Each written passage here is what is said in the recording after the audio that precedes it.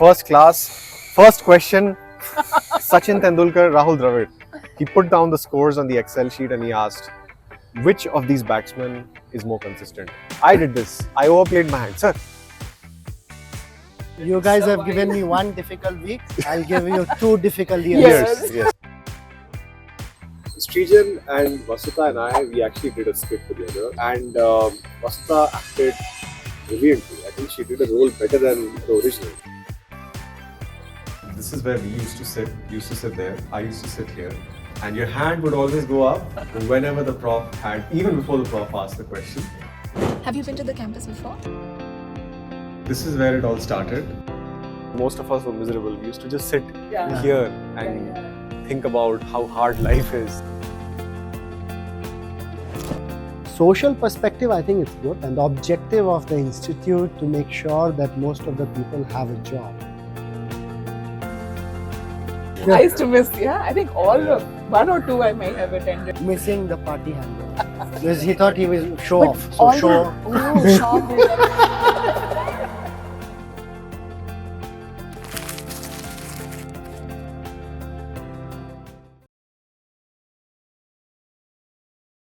I don't think it's unique to me. It happens to a lot of people. We're all used to being top of the class, the smartest person in a room. You expect to continue that.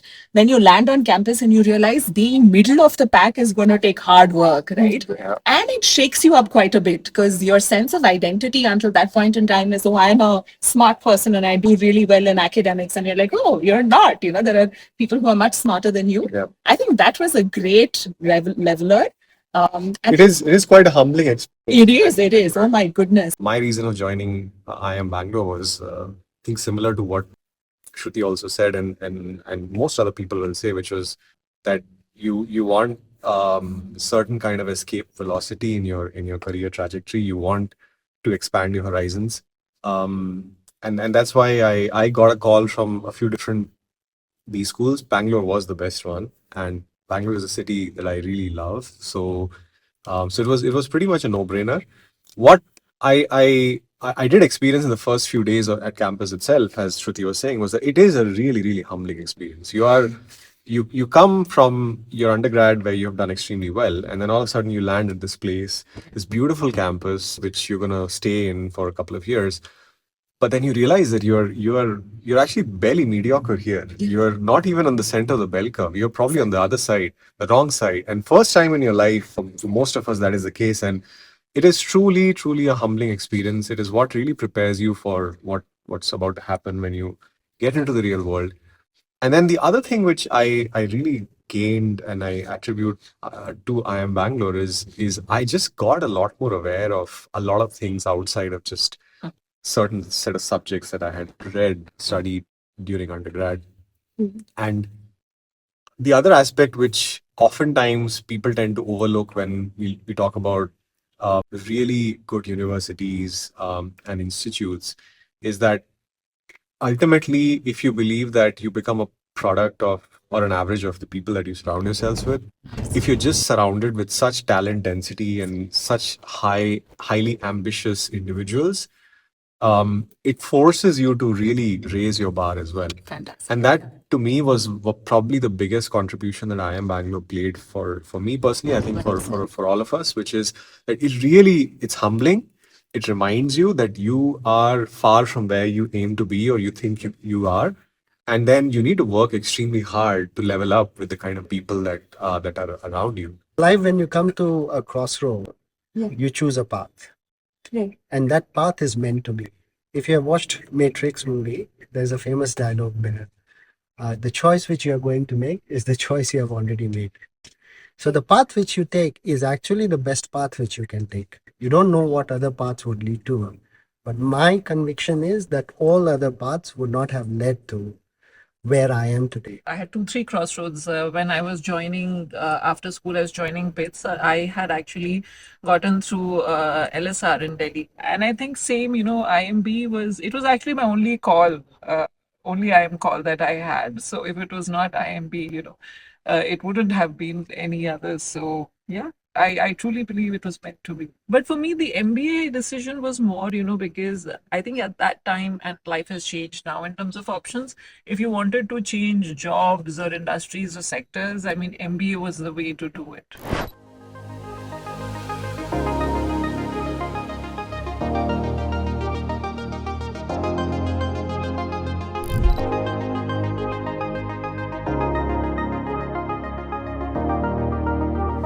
No, I, go ahead, I Vasudha. felt I made like the wrong decision by coming here in the first week. I only have like those memories of the making like resumes right in the first week. I was like, why are we doing this? Yeah, Right? crazy. Everything seemed like so much torture. And then I was in section D. I think you guys In were both in section C. section C. Yeah. And people like felt just so competitive. And I had worked for 2 years before coming here, so I just felt I was like back in this classroom environment. I had hope.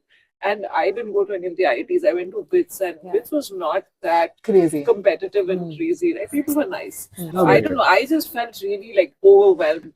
I think in the first week, and I remember calling up home, and I'm like, I don't think I should have done this. Is that when you decided that you're going to top the batch and become a DML? Yeah, exactly. It's like, let me show them their real worth. You guys have given me one difficult week. I'll give you 2 difficult years. Yes. Yes. I just decided I wanted to survive. I think that time the instinct was survival more than anything else. But that first week, I think really, really glad that, seeing all the competitiveness, but also I think that play and that whole thing that we did was a relief in a lot of ways to see people's human side, funny side. Yeah. And I think those are the best memories, right? Because I don't remember, making friends out of the resume building or, the class sessions, but out of these things. And like, though I was not even in the same section, right? Ended up becoming friends with, both Shobhit and Sreejan because of that week. So, That first And it week makes was you like you bonding make or time. break, Yeah. That's how they make you feel. Yeah, absolutely. No, but I think it is very humbling. We were just talking about that in the car. Just being really good or thinking you're really good and then coming in here and saying, finding everyone's whoa, like, yeah, exactly. It's quite... Did you yeah. think that? I didn't.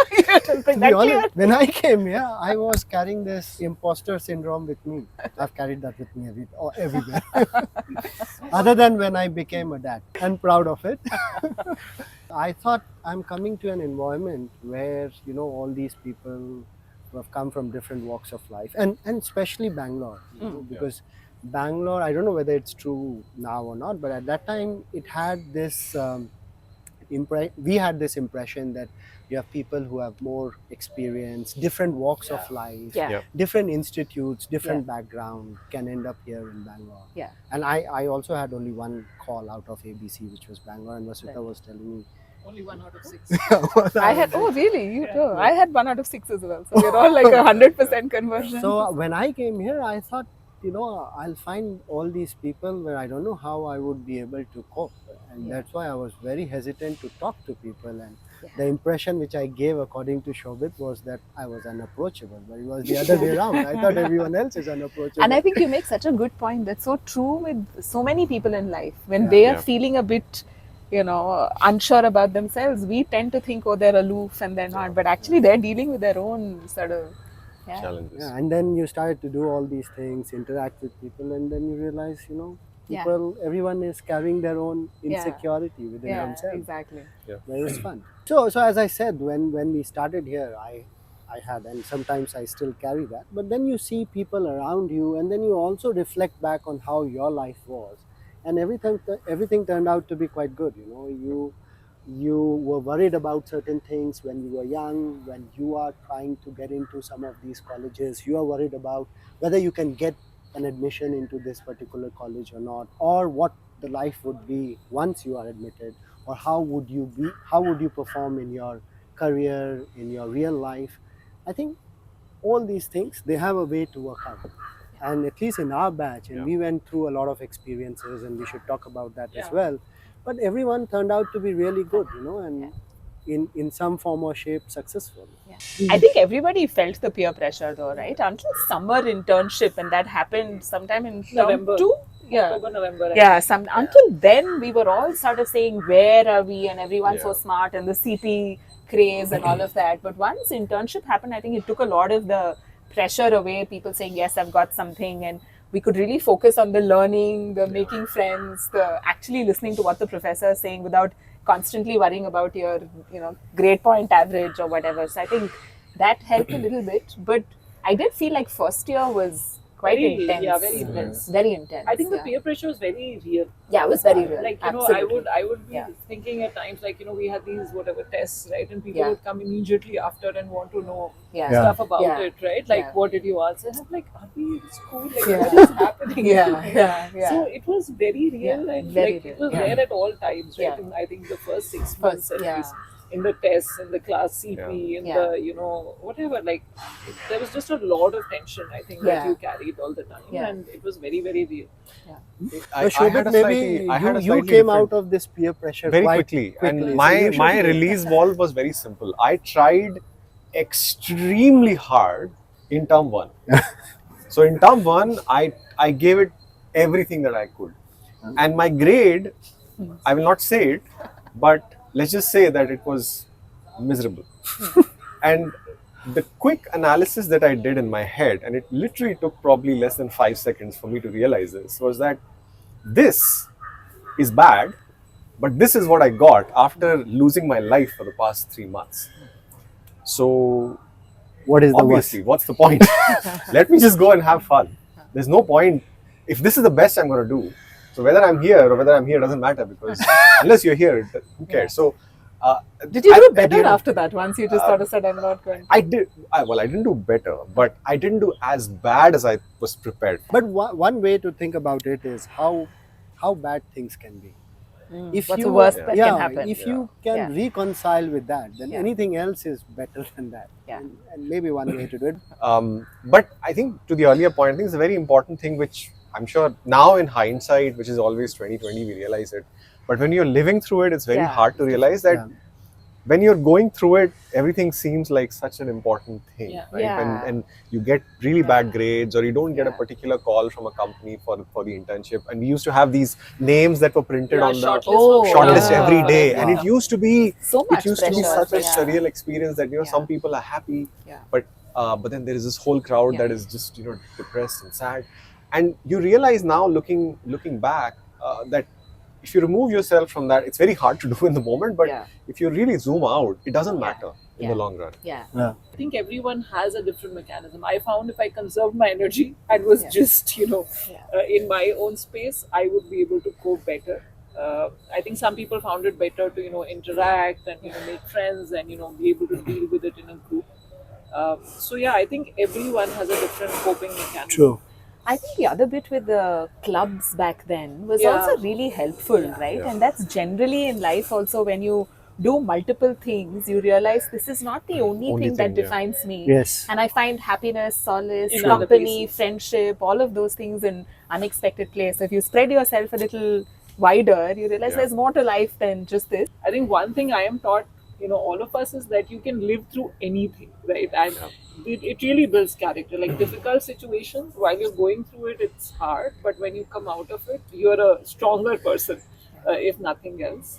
And you build your coping mechanisms over time. I also realized going into a shell was not the best way to cope. So over time, develop better ways of handling, pressure or anything else, and hopefully reach a point now where you can share that with other people, right? And they can benefit from that. When you have these opportunities outside of academics on campus, which is almost like a way for you to remind yourself that it's not just this, there are other things in life that you can get joy out of, and fulfillment out of. You've done extremely well in your professional life, but you've also pursued a lot of interests which now have led to the new book. Yeah, absolutely. I think, in fact, the premise of the book is also that, right? So, if you go to a traditional shopping mall, you have one finite resource, which is money, and you want to buy as many things that your money can buy you.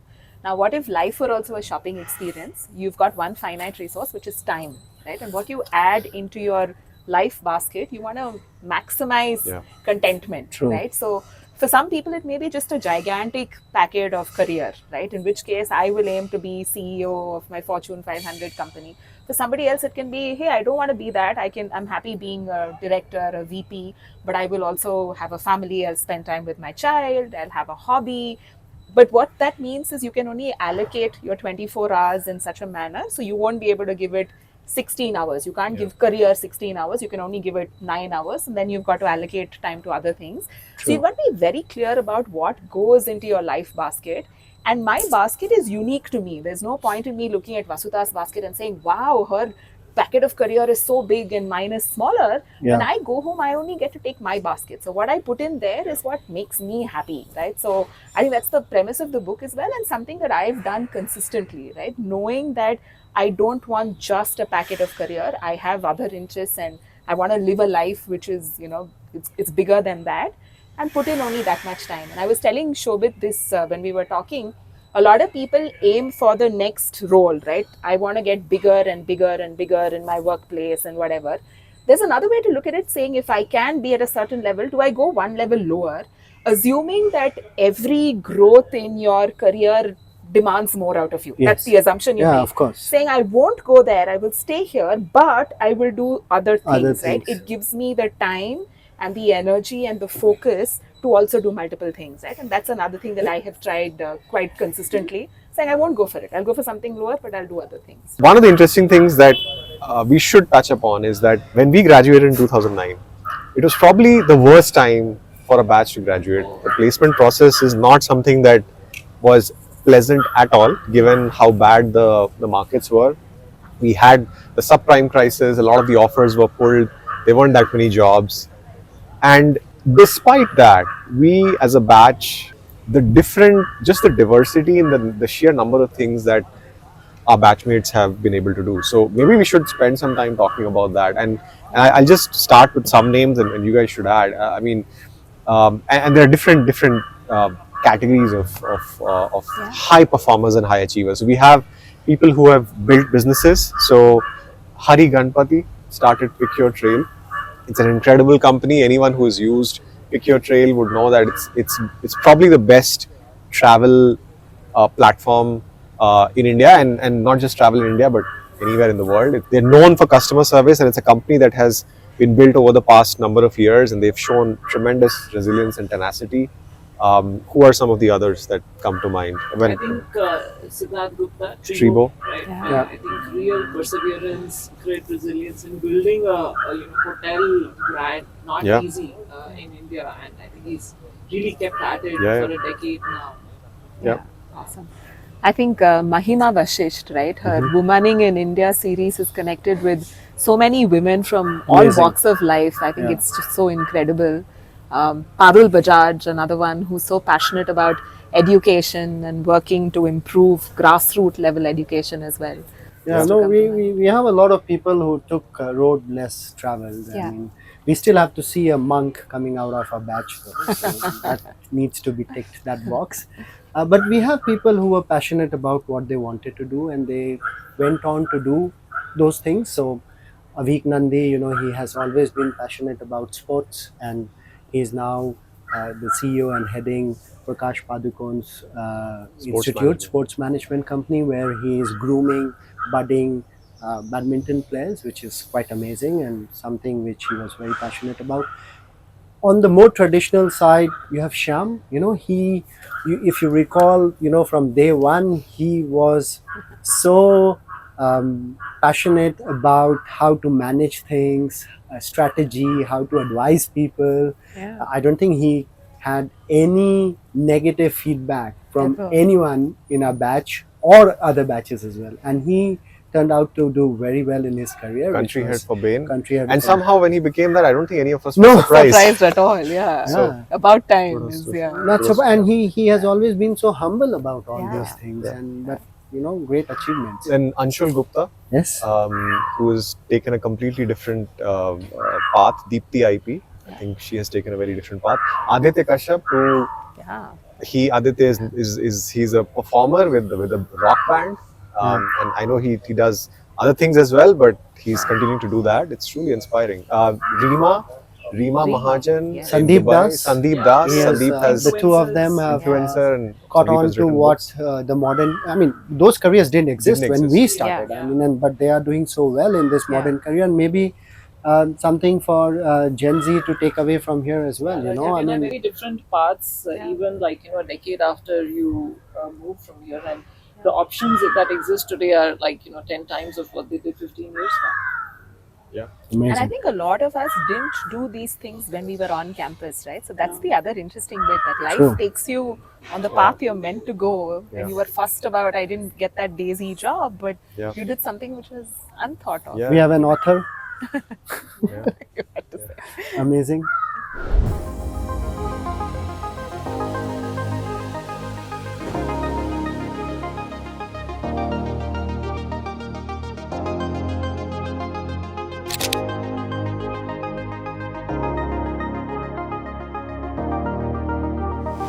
This is where it all started.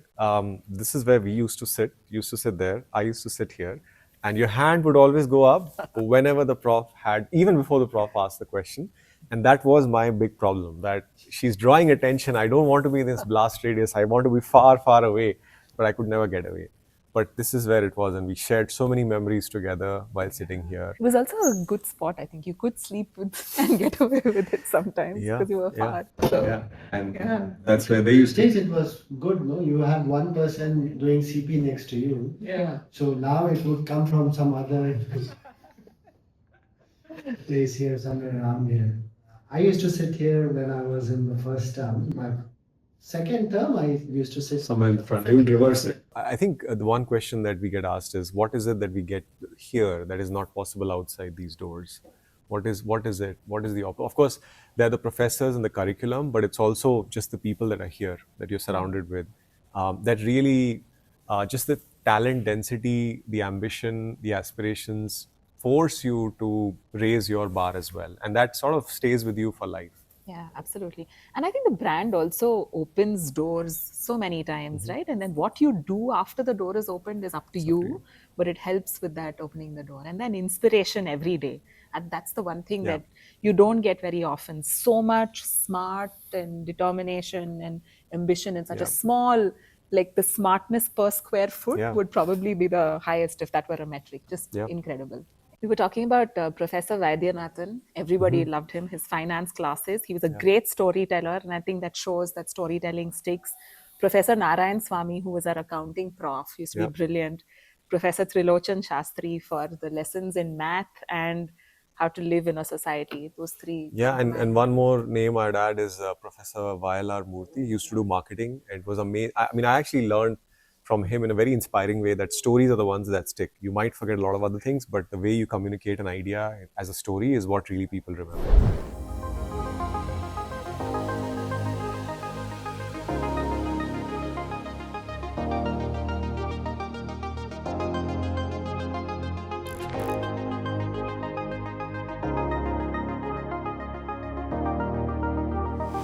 What was also interesting is when we would get locked into the rooms and all as well. And Shobhit had a wonderful experience. One of the internship interviews was actually on the floor above, the first floor, and it was for investment banking. I had a good interview, I thought, because my modus operandi was I would just go and smile and say I can present. Because in a 5-10 minute interview, that's what they're really looking for. You're okay, you're mentally fine, you can talk well, it's fine, come on board. And I was convinced that I'm going to get an offer, so much so that the guy locked me. He just locked the door and he went. And I was waiting there happily, thinking that he'll come back and I have an offer. And thankfully, a senior opened the door. He said, "You're not getting anything here. Just get out of here." And I got out and I landed elsewhere. But these are the kind of gimmicks that used to happen, which just seem so pointless now. I went through Bank 1, and unlike him, I actually was asked a very difficult question, which I was just absolutely not able to answer. They asked me some calculus question. I'm like, I'm here for interview MBA. Why are you asking me calculus question? And anyway, then I went to Bank 2 and then Bank 3. And then the guy said, oh, now, you'll probably get selected and we'll give you an offer. And then I was like, okay, happy sitting there eating chocolates and drinking coffee. And then suddenly my, what did we used to call them? The placement committee, there was a guy who would take care of you. He came and said, hey, why are you sitting here? They are not going to give you any more offer.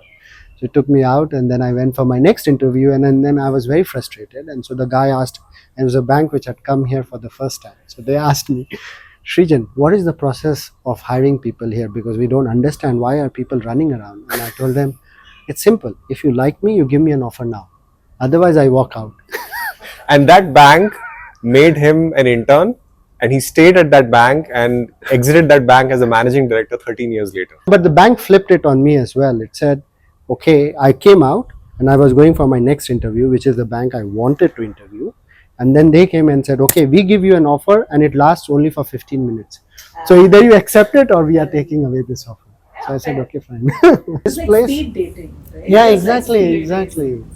So, I mean, from a social perspective, I think it's good because a lot of people get placed, and the objective of the institute to make sure that most of the people have a job.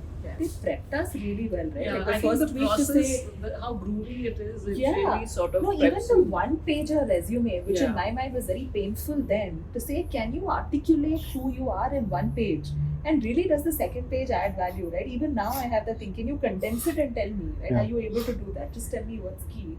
And there's some cool things that they taught us. Yeah. Resume making, surely. Whatever we say today, can it go back in history and we get explained? Can that happen? Hopefully not. Hopefully not. Time travel isn't a thing yet.